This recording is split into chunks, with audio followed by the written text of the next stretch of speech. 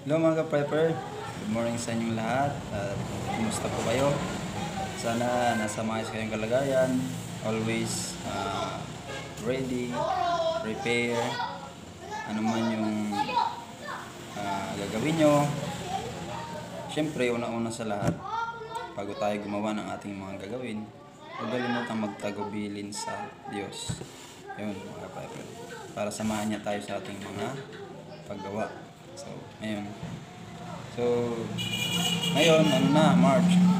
So, sa summer season, so, syempre, yung iba gustong pumunta sa ganitong lugar, ganitong magagandang lugar. Syempre, iwasan natin yun na kahit pa paano yung ating katawan. Halimbawa, maligo tayo sa dagat. Kumbaga, magkaroon naman ng pantanggal din ng radiation. Niligo tayo sa dagat or saan man pupunta tayo. Outing yung kaibigan natin. Mag-outing tayo kasama ng mga kaibigan, classmates, family, yun. Kung pupunta tayo, naka-ready na ba yung mga dadalhin natin? Halimbawa, punta tayo sa beach or sa trekking, camping. So, nahanda na ba natin yung ating mga gamit?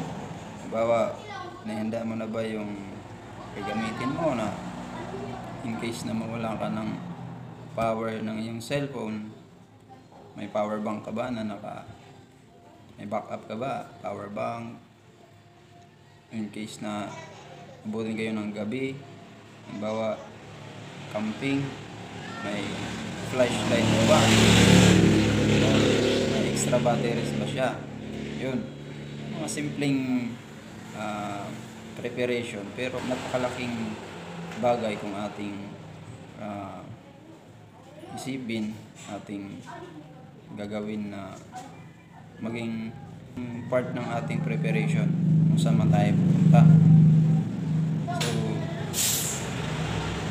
yan kasi mga prepper, kumbaga parang nahilig na din ako sa ganyan kasi na-experience natin yung mga nangyayari sa paligid.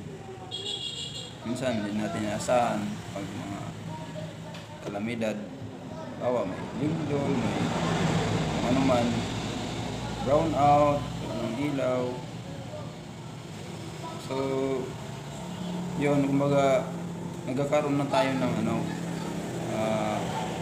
pag-iisip na sa susunod dapat sana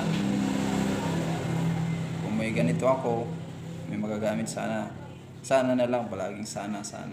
Pero hindi pa naman huling lahat. Para sa umpisa ngayon, ready ka na, punta tayo sa malayo, may naka-backup ka na isa doon yung bawa pocket money.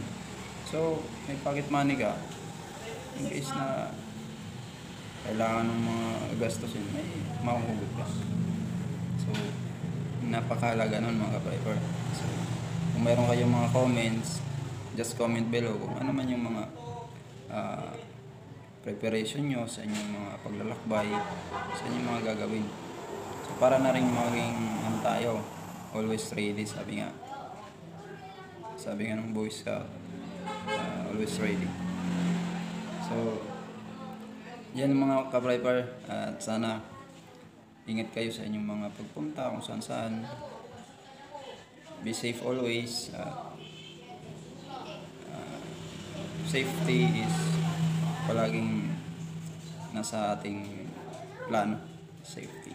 So, kung bago lang kayo sa aking YouTube channel, huwag kalimutang i-subscribe at hit the bell button para naman updated kayo kung may mga bago akong video na i-upload.